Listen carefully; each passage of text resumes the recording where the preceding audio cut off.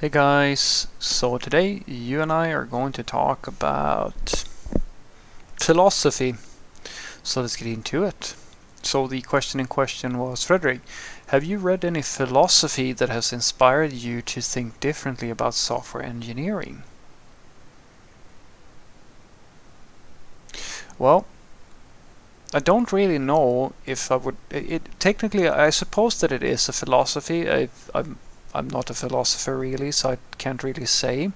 But I think that the thing that made me change the way that I think about software development in general, it came from basically it came from capitalism in essence, or like the capitalism as a system. Like in our my very narrow understanding of the concept is a very big topic, of course, but that's the thing that made me. I made an observation a while back, and it's sort of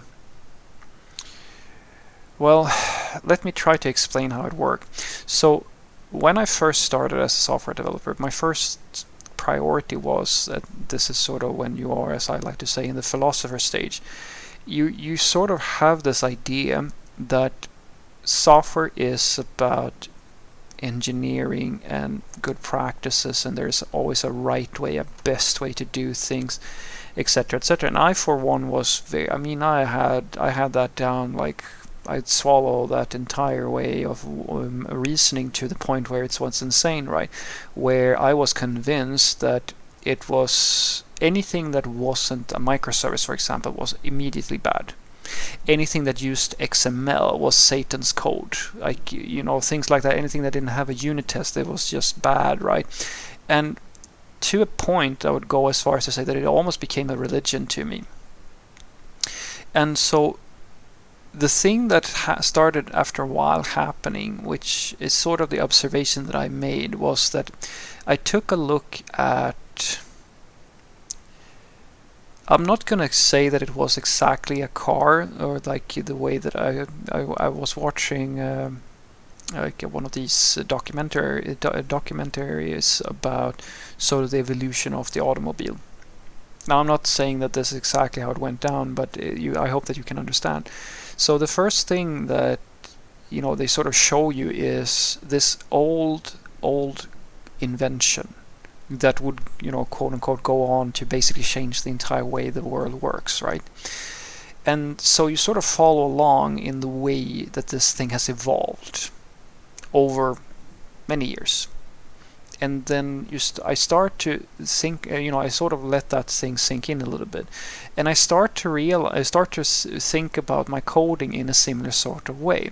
And then you sort of look at old computers or old ways of writing software or older programming languages, etc., etc., and you start to realize that actually the thing that is 100% obvious today, so obvious, so true, so best practice, so the thing that you should be doing, may not necessarily be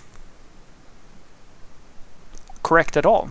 It might actually change, it might mutate, things move forward, things evolve.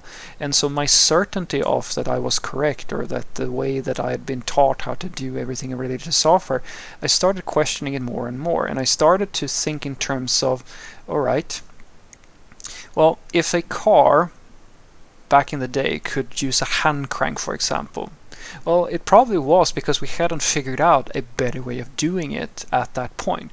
But that doesn't mean that that was a bad idea at the time.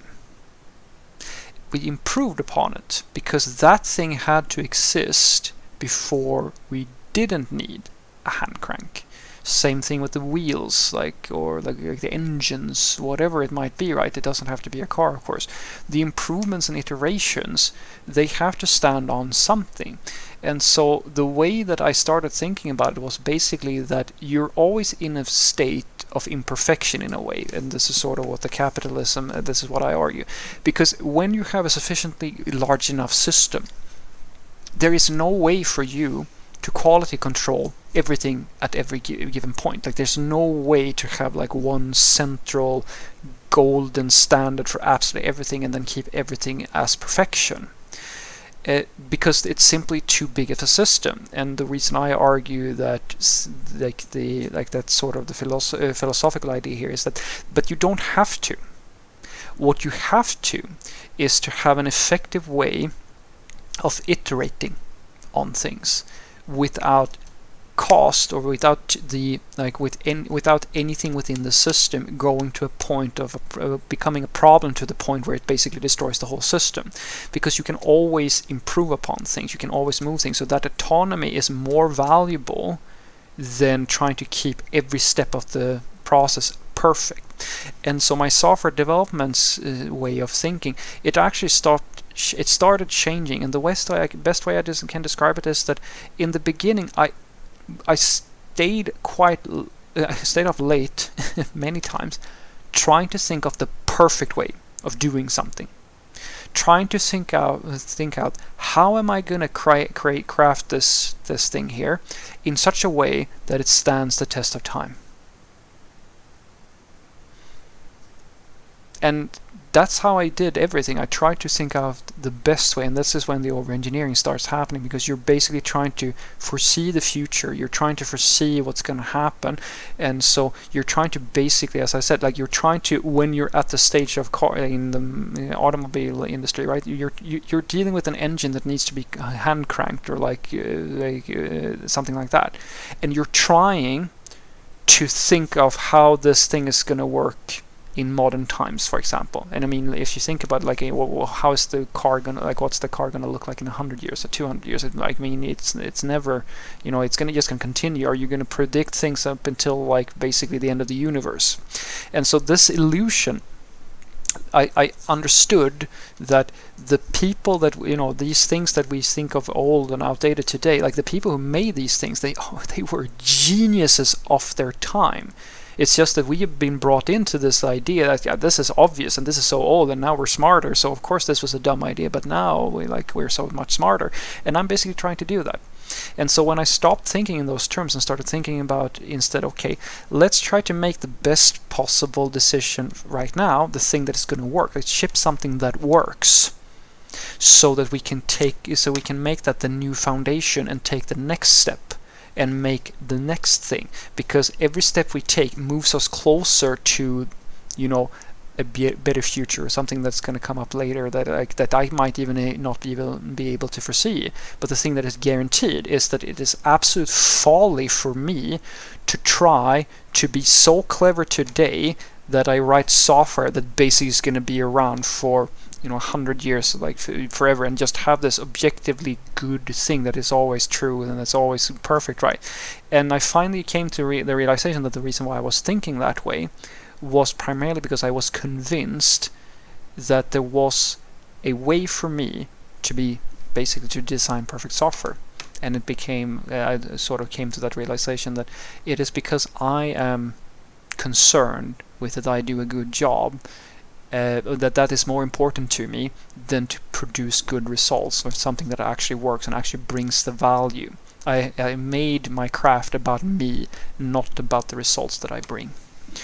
So what I want you to take away from this is that I usually don't I wouldn't say that there's maybe there is, but the first thing I think about in terms of philosophy, or something that changed my way of thinking about software, was that I used to think in terms of there is a way for me to design a perfect system, or to write something in the quote-unquote perfect way.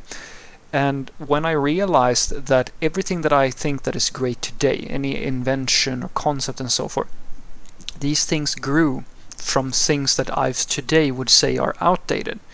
But the same thing is going to happen to my code today. It's the same deal, right? So the thing that is important is not to write something that is perfect. It's not about writing a perfect system and then redoing everything so that it fits this imaginary perfect state that is always good, right? Because it's just an illusion. There is no such thing, because in 10 years everything that I do today is going to probably be some other junior software developer is going to come and look at my code today and go, this guy was an idiot. Everything is about, I don't know, AI-based programming today, and this guy's he's been doing if statements like a schmuck. That's going to happen. And so what I realized is that I'm just one chain in the link. I'm one link in the chain. That's all I am.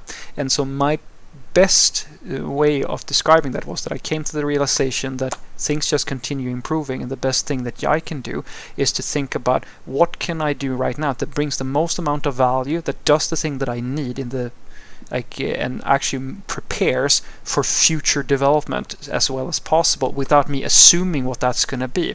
That's the way that I try to look at it, and I believe that that is the essence of how society basically learns. That's like what politics and like capitalism and all this sort of interaction is.